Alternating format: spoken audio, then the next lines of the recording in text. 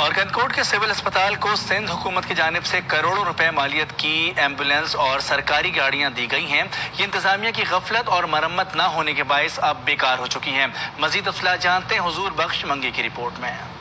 गंडकोट के सिविल अस्पताल को सिंध हुकूमत की जानिब से करोड़ों रुपए मालियत की सरकारी एम्बुलेंस और गाड़ियां दी गई थीं, जो इंतजामिया की गफलत और मुरम्मत न होने के बायस अब मुकम्मल तौर पर बेकार हो चुकी हैं। एम्बुलेंसेस न होने के बायस दूर दराज इलाकों से आने वाले मरीजों को मुश्किलात का सामना करना पड़ रहा है। ये गाड़ियां आप देख रहे हैं, ये गाड़ियां जो है सिविल अस्पताल की तरफ से जो सिंध हुकूमत की तरफ से दी गई थी, वो अभी तक नाकारा पड़ी हुई है। मरीजों का कहना है कि इमरजेंसी की सूरत में उन्हें अपने तौर पर गाड़ी का बंदोबस्त करना पड़ता है। एम्बुलेंसेस का सामान निकाल कर बेच दिया गया है और उन्हें नकारा करके कचरा कुंडी में छोड़ दिया गया है। मकामी लोगों का मुतालबा है कि उन एम्बुलेंसेस की इंक्वायरी करवा के उनकी मुरम्मत कराई जाए और जिम्मेदारों के खिलाफ कार्रवाई की जाए।